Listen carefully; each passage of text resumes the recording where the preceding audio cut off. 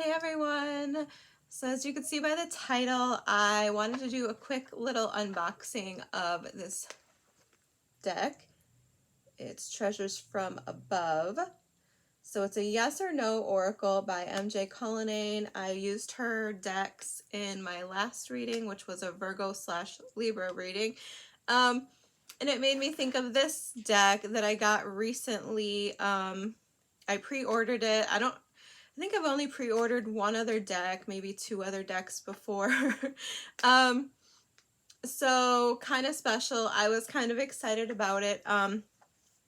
Again, it is a yes or no oracle, so it involves a yes or no question, and then it's kind of like a little treasure hunt to get your answer. Okay, so I'm just going to look at this briefly, and then we'll do a little demonstration of it. I'll have you can start thinking about a yes or no question right now, and then we will look at it over here. I'll lay it out, and I'll let you look just at the deck and the cards. So really nice box, just like every MJ Cullinane deck. Get my hair off of everything. It's an ongoing task. A book, of course, which is a key to understanding what's going on when you pull the cards, by the way. Unlike a lot of decks, this book is indispensable from the deck itself. And well, I mean, I guess if you wanted to use it a different way, you could without the book. But if you want to use it the way it's intended, you need the book, right? So then we have little treasures to pick from at the bottom, and they all have different scenes, with the crow at the top, of course. Yeah, see, there's a different crow depicted at the top of all of them. And there's a bunch of crows flying. See? So they all have different pictures, and then they all have 3 different treasures for you to pick, and that is how you find your answer. And then you go to the book, and I'll show you in a minute how that works, and you just follow the little key. It's like a little treasure hunt. There's numbers, and then you turn and you find the answer. So think of a question, and I'm going to move over, and we're going to shuffle it up. I'll show you a few cards, and then we'll shuffle it up and pick one, and I'll go through your answers, okay? All right, so let's just look at some of the cards really quick. Like I said, I'm not going to show you all of them. I don't want to spoil the deck, but we'll just look at some examples of what they look like and the types of symbols and tokens that show up. And then I'll pick one and I'll read the token responses from the deck.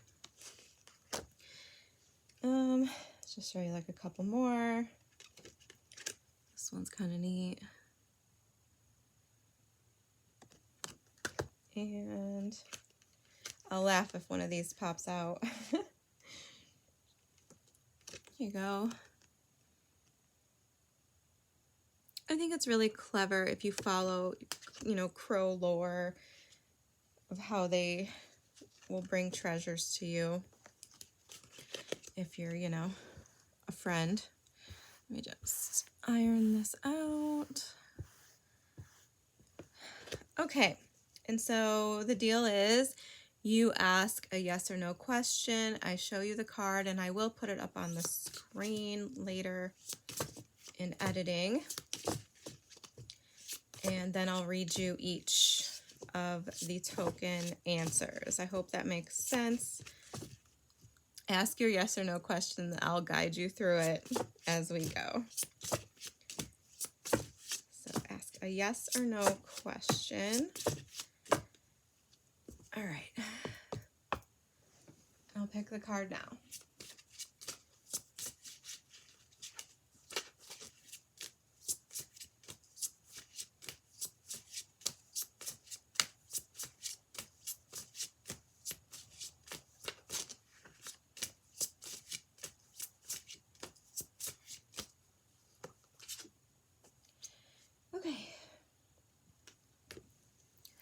So this is the card we have. Your choices are bottle opener, flip-flop, or whatever that is at the bottom. Bike chain. Okay, I couldn't read it. So those are your choices, and hopefully you'll be seeing a better version of this card on the screen right now, in case you can't see this well enough.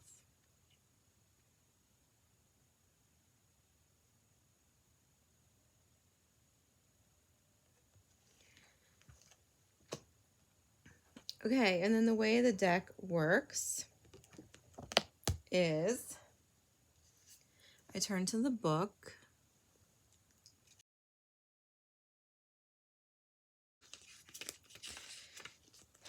Okay, so in the book, each item has a number, okay? It's a little complicated. That's why I don't know how often I'll be able to use these in readings, but certainly if you order a personal, you can request to do this deck if you'd like, and I can certainly do that. So the charms are in here in alphabetical order, and they have a number that corresponds to them, okay? So bottle opener and bike chain obviously come before flip-flop, so we'll do bike chain first. Okay, so if you picked bike chain, we're going to number 122 in the book. Hold on. Okay, so, and they're very simple answers. I'll show you so you can see for yourself. Number 122, see? And 123 is right next to it. And it says, with a thunderous roar, your answer traveled across the sky. No.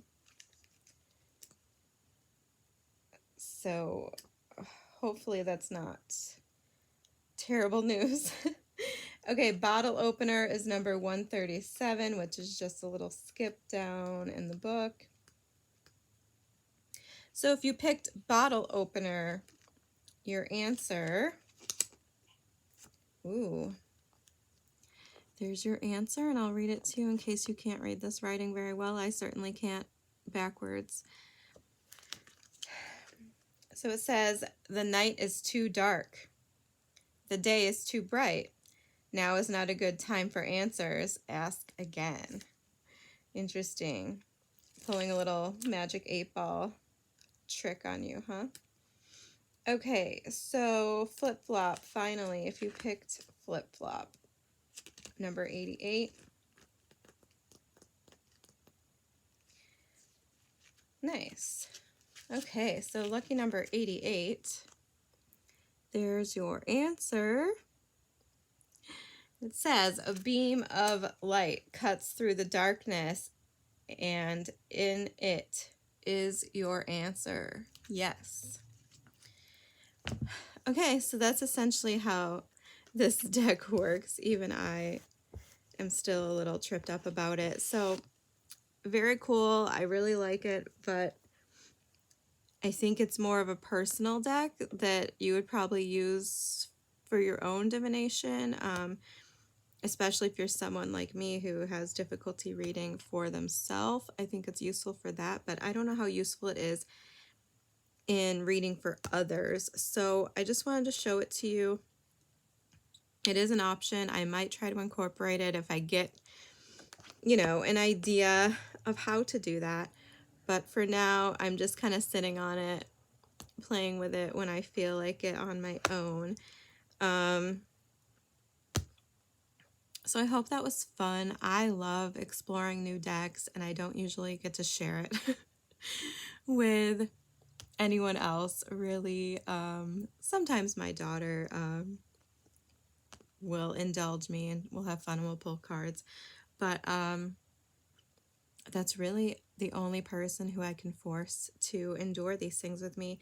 So yeah, if you guys think it's as cool as I did, like I said, I pre-ordered this. I really wanted this deck, and it's not that I'm disappointed. It's just that it's a little more complicated than I expected it to be.